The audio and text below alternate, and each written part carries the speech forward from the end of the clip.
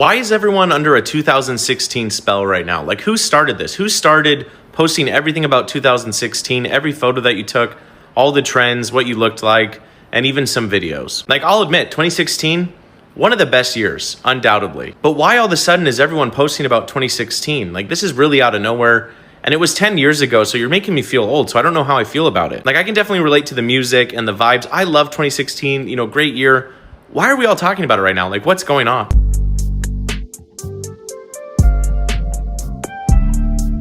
Dog filters, SoundCloud rappers, Harambe, house parties, Pokemon Go, and fidget spinners.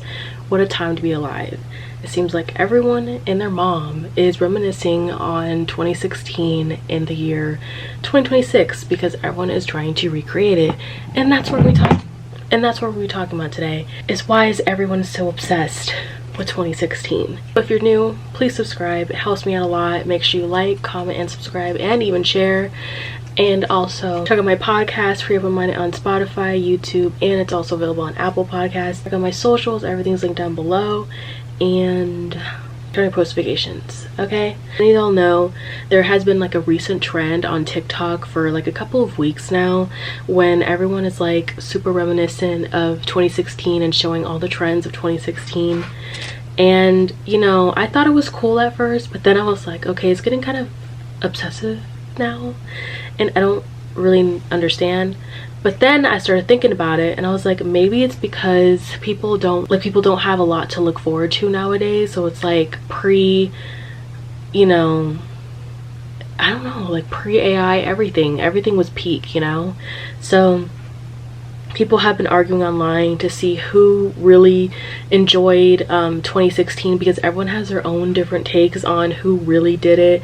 A lot of people are saying it's more millennials because a lot of them were in their like early 20s celebrating 2016, and there were also a lot of them were in college, while others feel like it was peak for Gen Zers because we were in our teen years. And I don't know, I guess it was fun. I mean, I don't know. I hate everything about high school, so I'm just like, I don't miss 2016 in that way. I don't miss like high school, but I do miss like how everything was before, how social media and everything is now, People argue that Gen Z didn't get to celebrate 2016 because a lot of us were like teenagers and you didn't get to really like, I guess, enjoy it, and maybe a lot of us took it for granted because a lot of us were like moody teenagers. I don't know. It was a weird war for a couple of years. I mean, a couple of weeks over this. Listen, I don't mean to be rude, but if you were in high school in 2016, you didn't experience true 2016. True 2016 was experienced by sophomores and juniors in college. I was born in 96, and so that means I was 20 going on 21. And let me tell you, like, the freedom that you have at that age matched with 2016 energy, there was just really nothing like it. Instagram was like just becoming this thing where like people were posting photos, stories weren't really a thing. You weren't really doing anything with your posts except for like showing what friends you had and what you were doing on a Friday night. Maybe trying to be a little bit edgy, a little bit like visco girl, you know what I mean, on Instagram, but it wasn't all that. Also, weren't in your mama's house, okay? And I know some of you in high school, you snuck out or whatever, it doesn't matter. In college, it's just different. We were going over to the graduate seniors house, the red shirt seniors house, to party over there before they all went to Main Street and did the actual partying in the bars because we weren't 21 yet. They would take tote buckets or just buckets or some type of like barrel, and they would just mix alcohol and some type of juice in there, and they just called it jungle juice. Or maybe they even put it in the freaking bathtub. Mine was in like one of those clear like tote containers. We were ladling that stuff out like it was fruit punch. You have no idea what's in it, but you just called it jungle juice and you're like, this is fun. We're having fun. That's 2016, okay? Not your Snapchats in high school. That's not 2016. I feel like one of the reasons why people are super obsessed with this era is because it's been like the 10-year mark, and people are trying to find different ways to romanticize their lives because, like I said before, it's really hard to look forward to things, and social media will not be the same as 2016. I know that a lot of people are kind of forcing it still to this day. We're nearing the end of January and people are still trying to like do that 2016 trend, but nothing will ever beat that, it was there for a reason, and I don't think you can recreate that in any shape or form. But it's also kind of hard to romanticize your life with the recent events going on the news right now that they're kind of trying to hide. It's kind of hard to romanticize things when like everything is kind of falling apart. I'll also argue that the obsession could have started because it was pre-pandemic days and people are feeling like they're missing the feeling of that, or people are just missing their youth. And I will say pre-pandemic days were peak, honestly. Like the music was bumping, and I think honestly that was probably one of the last times we were all together as a unit, because I feel like, you know, even with the YouTube, like there was like a lot of communities and people were very receptive on that. I feel like once TikTok became a thing and it started booming in 2020, there was like billions of users once the pandemic hit. I started during the pandemic too, because honestly I was so anti TikTok for a really long time, because I was like, oh, this is gonna be corny, it's gonna be so cringe, because I've seen so many compilations online, and I will say it's still cringe, but I do kind of miss when it wasn't like a political news outlet. I do miss that, because I feel like it's kind of annoying how it once was like a dancing app and now it's just kind of turned into who has ownership, just like people fighting over ownership. And the fact that I went to the courthouse over this was kind of crazy. Like it should have never even gotten to this point, and I don't even understand like why like it even was like this. It's crazy, because it's like it used to be a really fun app and it was something to look forward to. I think maybe 2021 is probably the last time we all felt like a unity within each other, because you know, even during the 2010s, that's when people weren't really on their phones. People were posting things just to post things and not really thinking of, oh, is this gonna like make me look cringe? People were a lot more free back then versus now. Maybe I'm just looking too much into it, but I do kind of miss that. A lot of people reminiscing on 2016 right now, talking about what happened. Oh my God, those were the good days. I'm gonna tell you what happened. Back then we weren't as conservative. Back then we weren't as judgmental.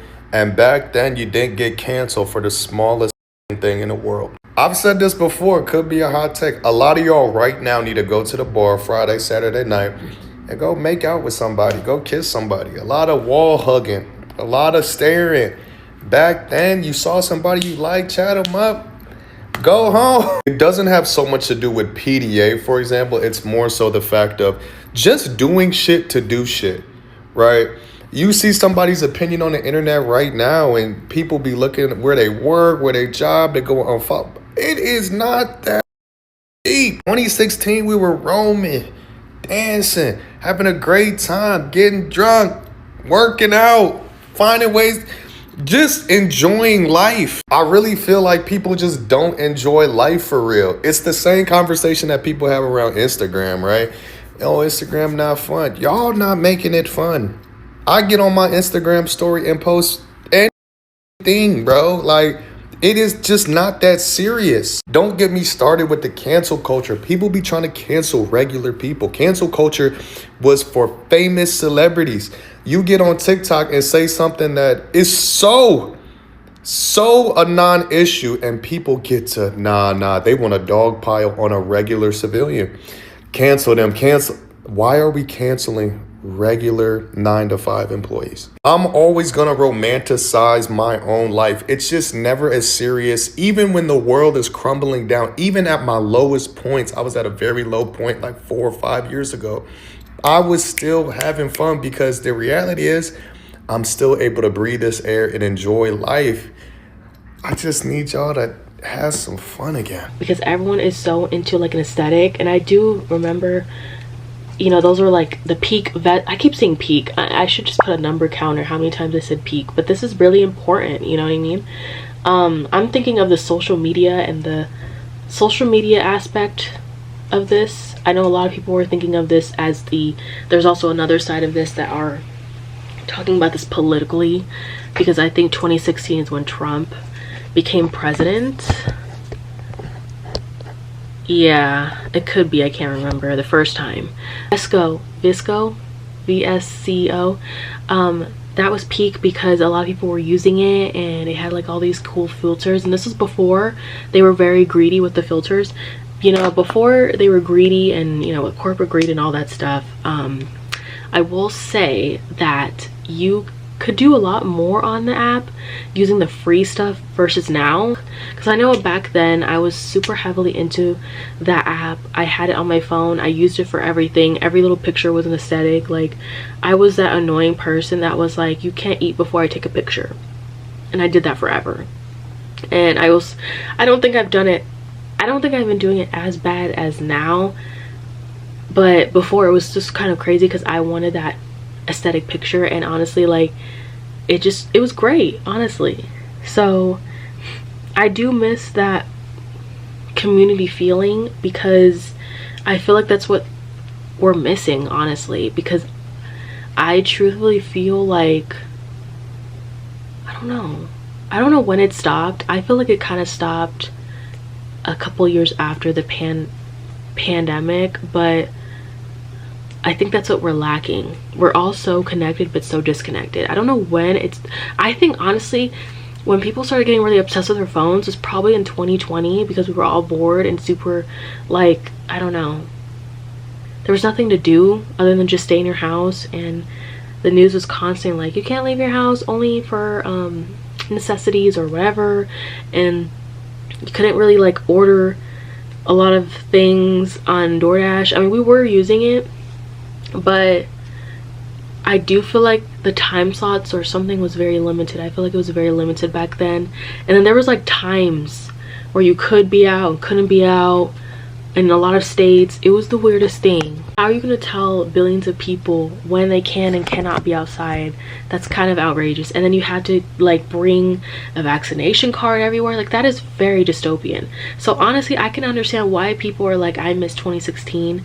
I don't know why it's specifically that era, but I would feel like I would miss the 2010s more just as a whole instead of that year in specifics, because like the whole panorama thing, the whole pandemic thing was dystopian, and I honestly forget that I even lived that. Like, it was horrible for a lot of people. It was horrible for people in DV situations. It was horrible for people with OCD. It was just like a double-edged sword, you know what I mean? Because it was just not fun. Like, yeah, I was very creative and I did all the things I could, but I was so paranoid of getting the illness that I don't think I really enjoyed it like I thought I was, because I do remember being very OCD, because you know, like, you know, with the news outlets, between the popular news outlets, one's very honest and the other one is kind of like fear-mongering, and I think back then a lot of us were watching the fear-mongering one. I don't remember if it was CNN or what, but the fear-mongering one is probably what led us into a lot of habits. A lot of people were suffering in that time. You couldn't do anything. You couldn't go to the store. You couldn't really be outside. It was very desolate outside, and it was just very weird, you know what I mean? But I do remember constantly wiping down every grocery that came in through the door, through the what is it called, through the house. Like, I hated that. And then in 2024 I got the vid for the very first time after dodging it all these years, and I got it from school, and one of my teachers was sick, and both of them, I was in summer classes, and one of them, well, both of them took out, or they were both didn't go to class. But I do remember both of them saying, like, I'm sick, and I didn't remember who had the vid or both of them had the vid. But knowing me, I was always sitting in the front, so, or like maybe to the second row, so I just know, like, I was probably the only one that got it. And it was horrible. I will say it's horrible, but it's not as like how it was for a lot of other people, because with my symptoms, I couldn't taste anything very well. Like, everything tasted like, I remember I tried a Chick-fil-A sandwich. Also, I gave the sickness to my mom, by the way. It was horrible. It was horrible because we were both like trying to go back to school and go back to work, and we were both like falling everywhere because our equilibrium was off. Chick-fil-A burger for the first time, and it tasted very metallic-y. Like, it tasted like metal, and it was gross, but I couldn't choke anything down. Like I didn't have an appetite, so that was like the only thing I was eating. So me and my mom were like kind of like fighting over it because we both weren't eating around that time, that week of us being sick, because neither of us were like hungry, and both of us were just kind of like, after we dealt with school and all that stuff, we were like sleeping. Like I didn't leave the room a lot because I was just sleeping. Online, when it came to like the 2010s, it was very different. Even the memes were very simple. I don't remember every meme from 2016, but I do remember like there was a lot of like Instagram skits and stuff like that, like Jessica the prankster and Jess the hilarious, Batch, I think that's his name. I don't watch Batch, but I think I've watched like a few videos because I scroll and I'll be like, oh, but I never laughed. Tweezy, all that stuff, everyone was doing all those cringy Instagram pranks or skits. That was very like, I don't know, that was great. Back then it was great because I thought it was fun, and I do remember not being so obsessed with being on my phone all the time. I do miss that because I feel like people don't even know how to socialize, and I feel like back then people were a lot normal and they knew how to socialize back then. But now, after the pandemic, I feel like no one knows how to socialize. No one has social skills anymore.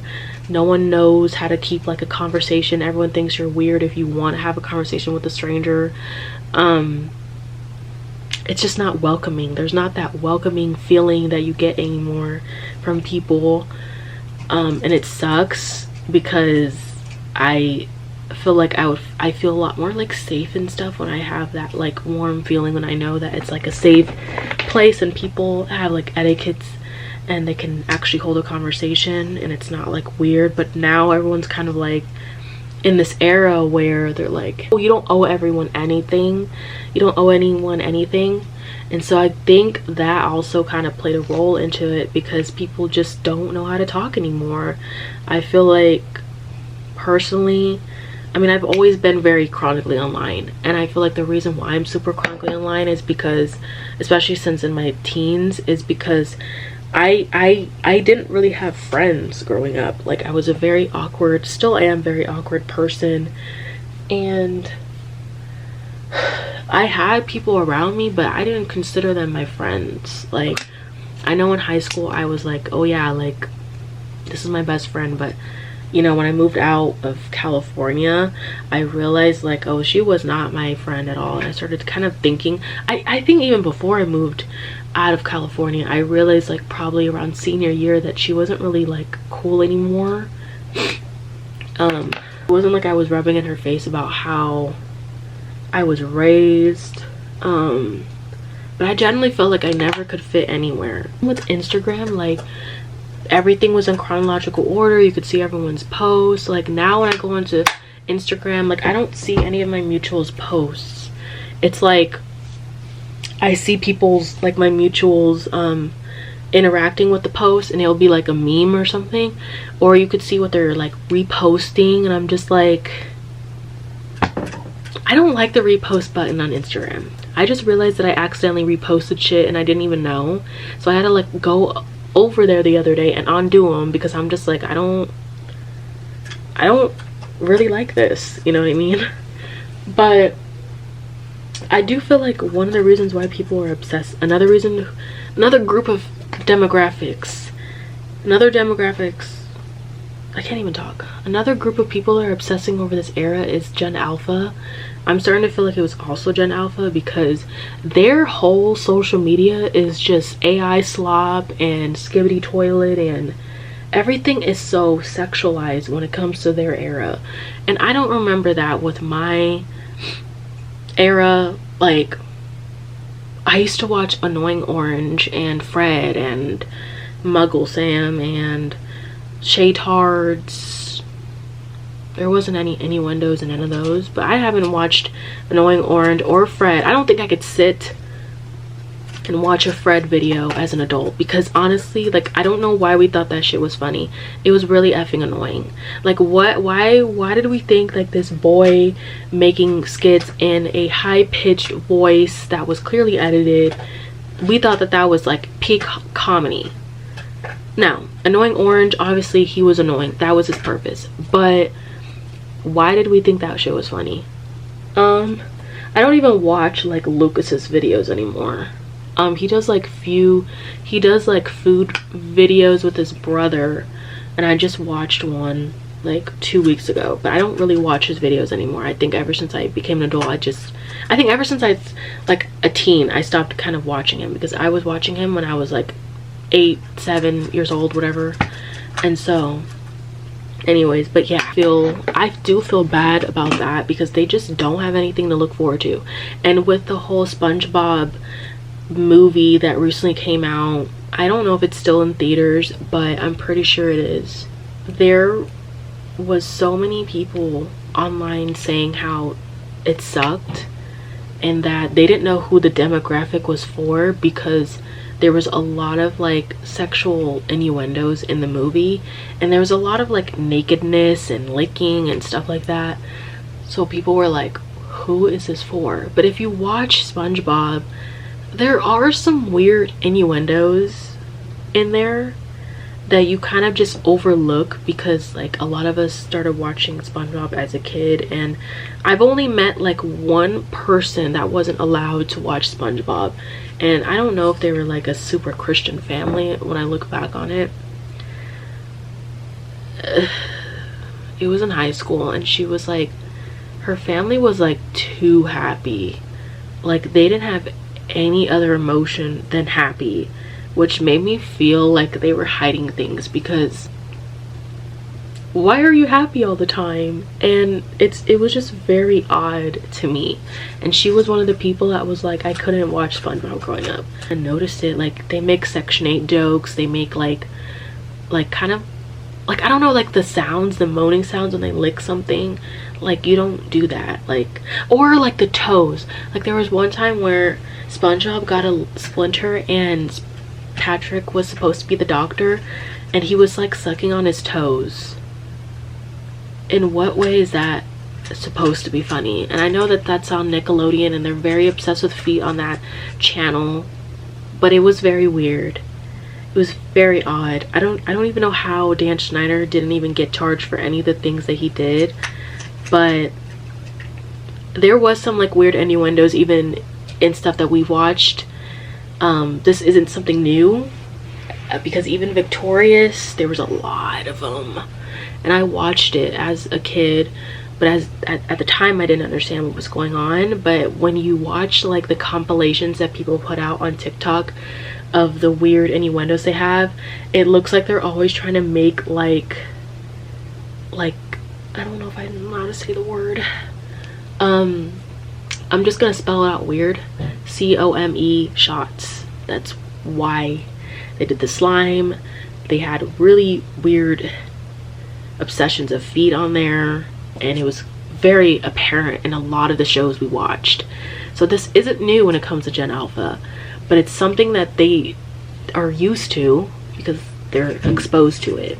You need to do better with the younger generation, because it's not like they have like little breaks and they're like can have kid stuff. Everything that they consume is very sexual. Even on YouTube Kids. YouTube Kids has always been super controversial, because they will deem something as for kids, but if you watch it, there's moaning and there's like BBLs being done. I've watched it a few times. When my cousin was really little, especially when he came out here last, he was like maybe 7 or 8 years old. We were going somewhere or leaving somewhere. I think we were coming home from somewhere, and he was watching something on his iPad, and I don't know what made me look down, but I kept seeing the Only Friends logo on it, and it was Mario.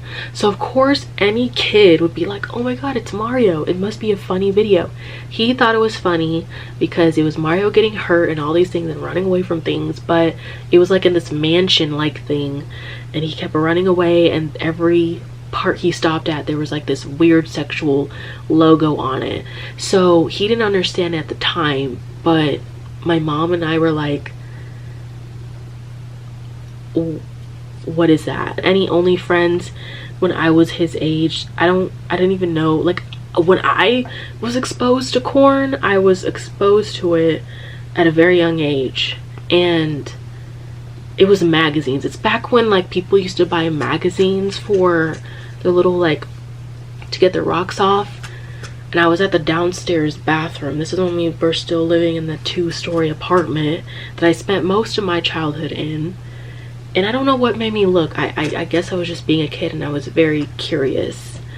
And I found this magazine with, like, it had like ebony. It was like ebony and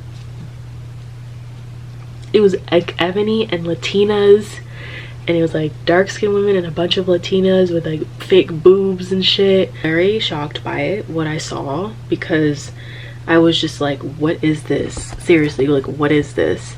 So I went to my parents and I was like, what is this magazine?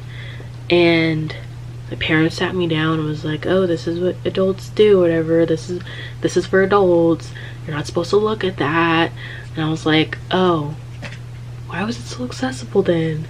It was in the bathroom, in the cabinet, like all the way in the back, I think. And that's what I used to see back when I was his age.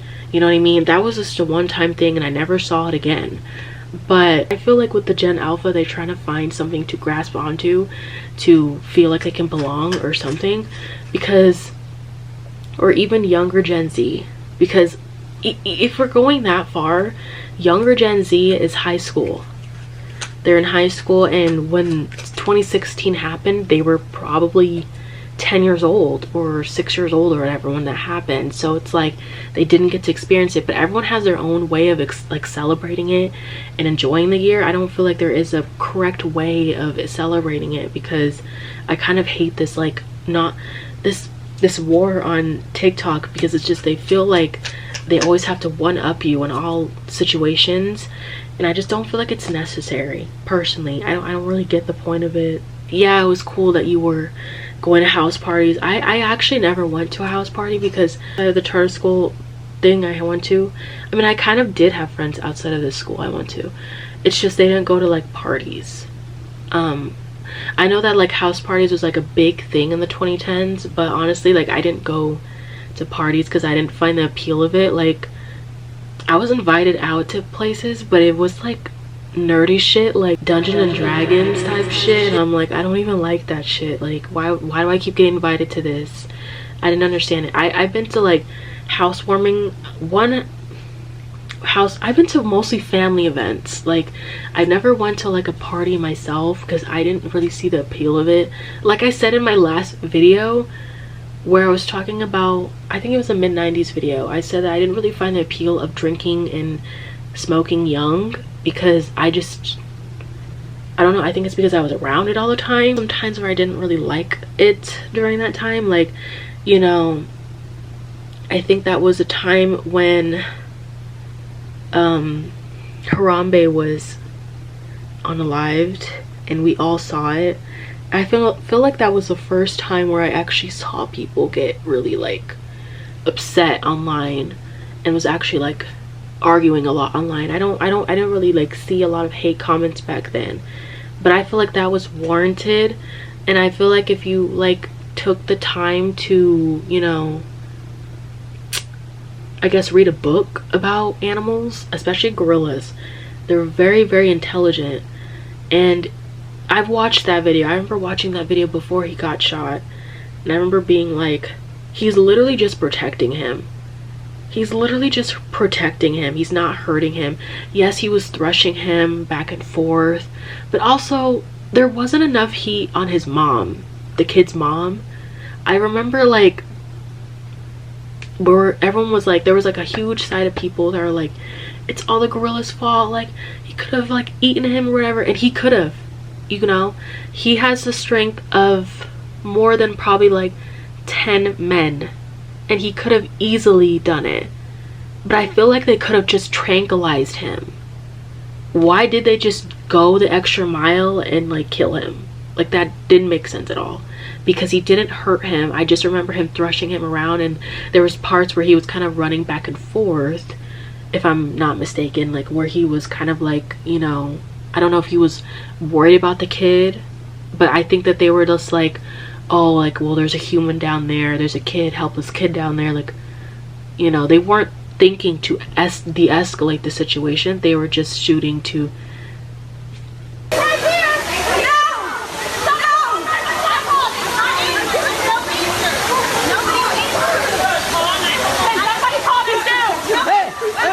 I don't know how to go. Hey. Come here, come here. Okay. Mommy's right here. Please come.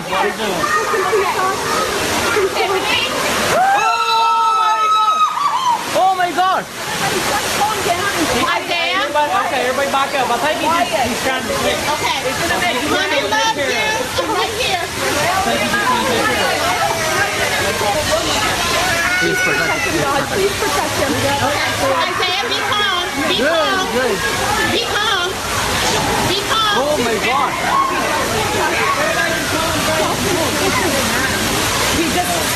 Oh my God. Are they coming? Are they coming?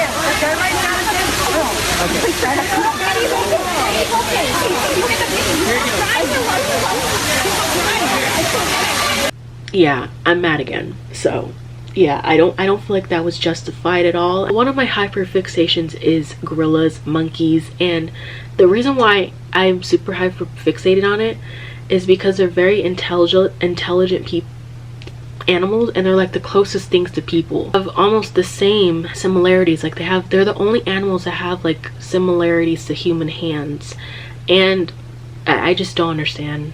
Yeah, but that was probably one of the few times where I saw the internet come together and have this uproar. But did it do anything? No. He got like a plaque or something, and I'm just like, why didn't the mom get like a CPS investigation? Like, y'all are looking at the wrong thing, because they tranquilize other animals if people get inside the enclosures. Why didn't you do it to that? But yeah, I don't know. I do find like that there was a lot of pros to it. There wasn't a lot of like doom scrolling back then. There was just kind of like, well, you looked at the video and then you went back outside, and that's something that I think a lot of people are missing. People don't go outside anymore. They're just kind of like, well, I'm just gonna stay inside. And I am very guilty of that too. Like, if I'm done with school, I don't go outside anymore. Like, I just kind of stay inside a lot, and I feel like that's really bad. Don't do that. It's horrible for your mental health. But I'm just saying, like, I do tend to doom scroll a lot, and I think it's just because I don't have like friends to not doom scroll. So I just kind of like, well, this is all I can really do. But then lately I've been kind of tired of doom scrolling, to be honest with you. I've been so effing tired of it. I've been just kind of like trying to find other ways to not bore myself to death. But here we are. But I'm just so used to doom scrolling because of the panorama. I feel like that's when it really started. I feel like what amped up my doom scrolling was having TikTok, because I honestly used to not do it that much, you know. And plus, like, back then, like, things were just a lot more entertaining on social media. Not everyone wanted to be an influencer. Not everyone was like, oh, like, you know how like so many people just only care about like the money. There wasn't a lot of ads. There wasn't a lot of like, you know, subscriptions, like for every little thing. Like, things were just so much different back then versus now. Like, everything is so like money hungry. Everyone is so like, oh my god, I need the money, this and the third. There wasn't people begging on the internet. There wasn't, you know, if you really sit and think and ponder about it, like, things have generally changed. And it's really insane to watch in real time this whole shift happen, because like I always miss that type of stuff. But we're not gonna have that again. They keep changing, like Instagram keeps changing everything but not fixing the root cause. Like, everything has AI embedded into all the apps. The dog filters, they're not even that fun anymore, because when you go on Snapchat and look at the filters, all you see is AI generated filters, and they're like, oh, put in the little format what you want to generate. What's the fun in that? What is the fun in that? Like, what happened to just the dog filters and the Dalmatian filter and the I don't know, like there was like some filters that were like kind of like sepia and this pinkish filter that I used to use heavily back then. Like, what happened to that? Like the flower crown filter, like why do we need a AI? Like, why is AI in everything? And then they make it seem like you have to talk to them all the time. And then even with Instagram, they have it. And if you look someone up that's like kind of popular, they give you like an AI overview of what they are and what they do and what they're doing now. Like, I didn't ask for all that, okay? You just freaking wasted probably 10 bottles of water making this. I didn't ask for this. Once everyone wanted to be an influencer, oh my god, it's been hell. It's been hell.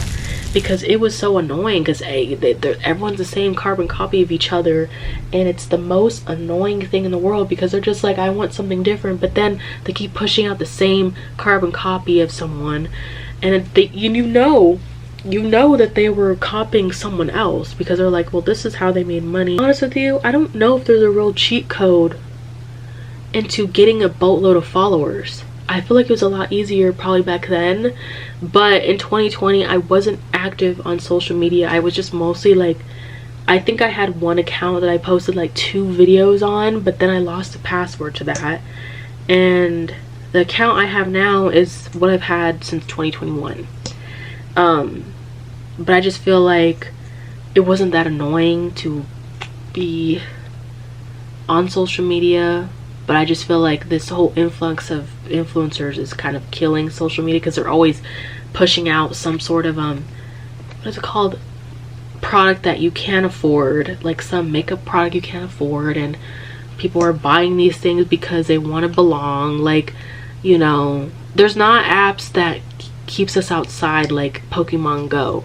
Pokemon Go had its faults because a lot of people were falling off of cliffs and shit off of that game. But I will say, you know, I think it helped people getting outside, and I think that's also something that people need. People aren't outside enough. I mean, that's just me. I don't know. This is just things I see outside when I leave the house. I'm just like, well, no one leaves the house anymore. I mean, it was 30 degrees the other day when I went to my appointment, and I saw someone running in the rain. There's puddles everywhere, 30 degrees, and it was windy. Why are we doing this? Why are we doing this? But yeah, every time you leave the house, you are always seeing people do this. And they're so enthralled with their phones, they don't even know what's going on around them. People don't want to be in the moment anymore, like in 2010s. Like, they were just so like, oh, let me film every little thing. Let me record every little thing. Like, you were more susceptible to being cringe and not really having that much backlash. Like, if you're cringe now, you will get a lot more backlash than before. Everyone is always so quick to record everyone just doing regular things. You know how many times I've been on social media and I've seen people get like recorded without their consent, and they'll do it through their cars, or they'll do it from a far distance so they won't notice them. It's getting weird. It's weird. Like, why are we doing this? It's wildly inappropriate. And I know that there was even a comment that I said, there was a comment that I read under one of my videos from last year that was like, oh, you have the right to record people. And yeah, I get that, but why are we normalizing it so much now? This wasn't a thing back then. I feel like it's gotten so much worse over the years. I think because everyone is trying to go viral, and they're not trying to think of the expense of other people. They're just like, I want to get my bag, I want to get out of the hood, let me just use other people for content. No, because I went to Target once with my mom, and there was a person that was recording us trying to do that trend, and I talked about it in one of my videos because I was sitting and pondering about it, and I was like, why were they flicking their tongue at us and recording us? And I thought about it. Since I'm very chronically online, I figured out it was a trend that was happening, but it wasn't a popular trend. It was a very weird trend that I don't understand, but I think that they were expecting me to do it back. No, bitch, no. I'm not about to be your content.